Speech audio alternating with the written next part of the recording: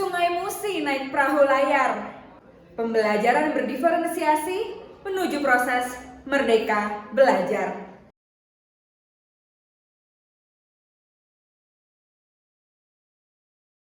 Salam dan bahagia.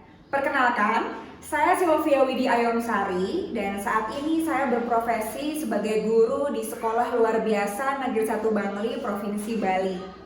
Saya mengampu peserta didik dengan kekhususan tunarungu pada jenjang kelas 2 SDLB. Hambatan komunikasi yang dimiliki oleh peserta didik tunarungu mengakibatkan minimnya pembendaharaan kosakata yang dimiliki, sehingga menyebabkan keterampilan literasi menjadi kurang berkembang. Sesuai dengan pembelajaran yang terdapat di kelas 2 SDLB tunarungu, terdapat tema pembelajaran mengenai kebersamaan dengan subtema kebersamaan di sekolah, di mana salah satu ruang lingkup pembelajarannya adalah memahami keberagaman yang ada di lingkungan sekolah. Sesuai dengan materi tersebut, salah satu pembelajaran yang dapat diimplementasikan adalah mengenali identitas diri dan juga identitas teman satu kelas. Dengan memahami identitas diri dan teman di lingkungan sekolah, peserta didik akan lebih menyadari nilai dari dirinya dan dapat memaknai keberagaman di sekolah atau di lingkungan sekolah dengan lebih baik dan bijaksana. Di samping hal itu, pembelajaran ini juga dapat meningkatkan kemampuan literasi dari peserta didik, khususnya literasi baca tulis dan literasi budaya dan kewargaan, yang merupakan 2 dari 6 literasi dasar yang harus dimiliki oleh peserta didik. Selain untuk meningkatkan kemampuan literasi dasar, peserta didik juga diajak untuk memahami kondisi dan situasi yang ada di lingkungan sekitar. Peserta didik diajak untuk dapat menganalisa kondisi dan situasi yang ada di lingkungan sekolah, sehingga nantinya pembelajaran dapat dimaknai dalam kehidupan sehari-hari. Menjadi guru bagi peserta didik dengan kebutuhan khusus tentunya memiliki tantangan tersendiri. Begitu pula dalam mendidik atau melaksanakan pembelajaran bagi peserta didik dengan tunarungu. Masing-masing peserta didik memiliki minat, ketertarikan, dan gaya belajar yang berbeda-beda.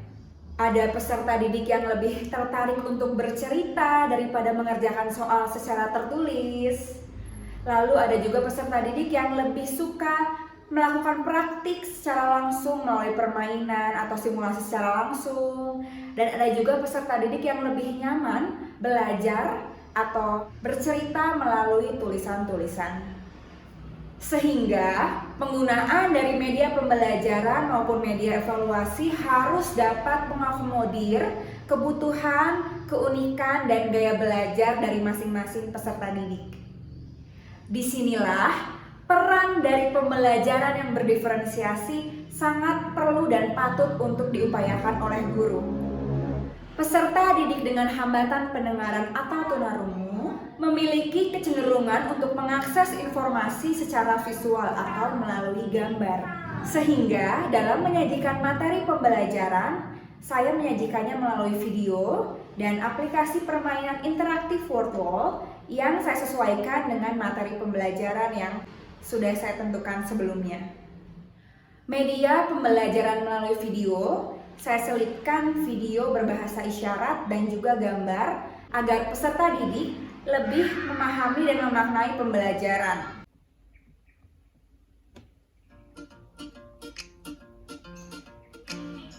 Rambut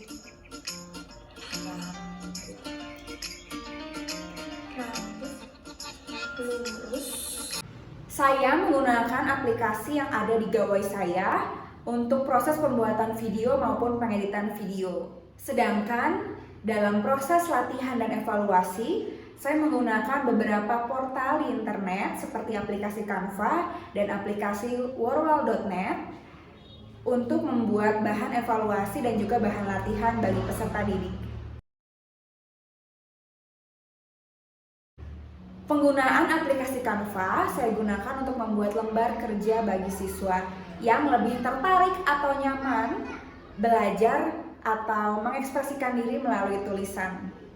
Sedangkan media atau aplikasi pembelajaran interaktif worldwall.net saya gunakan bagi peserta didik yang lebih senang atau lebih tertarik untuk belajar melalui praktik langsung atau permainan individu maupun kelompok.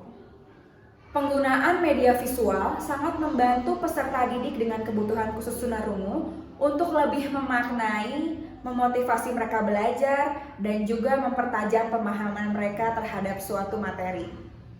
Proses evaluasi yang saya berikan dibagi menjadi 3 cara yang berbeda untuk setiap peserta didik.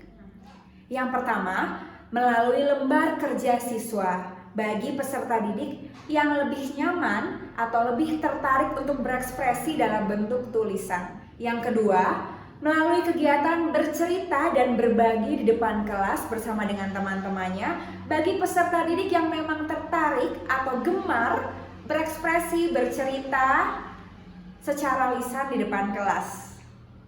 Tentunya juga dilengkapi dengan pemahaman bahasa isyarat agar melatih mereka menggunakan bahasa isyarat.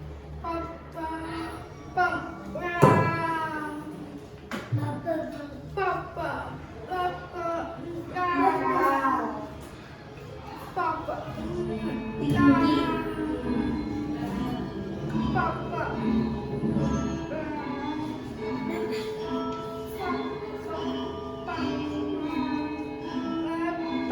Dan yang ketiga, menggunakan aplikasi media pembelajaran interaktif worldwall.net bagi peserta didik yang tertarik atau lebih nyaman mengekspresikan dirinya atau melakukan praktik secara langsung melalui permainan. Rambut ikal.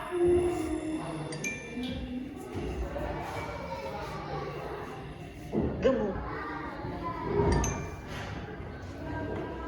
Penggunaan media pembelajaran interaktif ini dapat dipadukan dengan pembelajaran individu dan kelompok sehingga kerjasama yang terjalin antara satu peserta didik dengan peserta didik yang lain dapat terjalin dengan baik.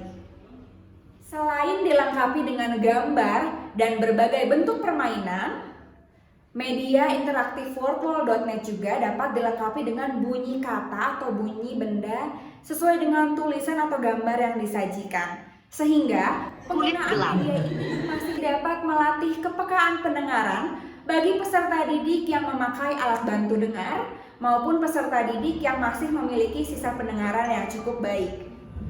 Dampak dari penggunaan media pembelajaran interaktif dalam pembelajaran berdiferensiasi ini dapat meningkatkan motivasi dan pemaknaan dalam proses pembelajaran. Pembelajaran juga menjadi lebih aktif dan lebih menyenangkan sehingga dapat meningkatkan kemampuan pemahaman dari peserta didik. Cerah atau gelap kulitnya?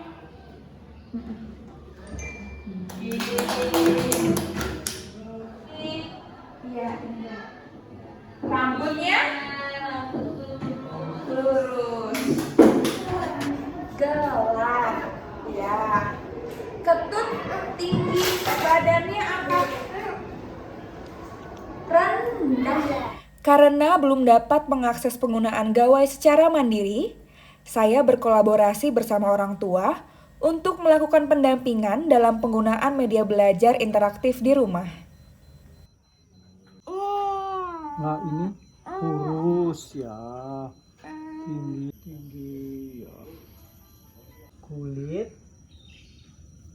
Kulit gelap yang terakhir ya. Sampai saat ini saya masih terus mengupayakan dan belajar bagaimana menciptakan situasi pembelajaran yang menyenangkan dan juga proses pembelajaran yang berdiferensiasi bagi peserta didik saya. Saya berharap melalui pembelajaran berdiferensiasi ini, pembelajaran akan lebih bermakna, lebih menyenangkan, dan juga dapat mengakomodir seluruh keunikan dan juga kebutuhan dari peserta didik. Salam dan bahagia. Salam Merdeka Belajar.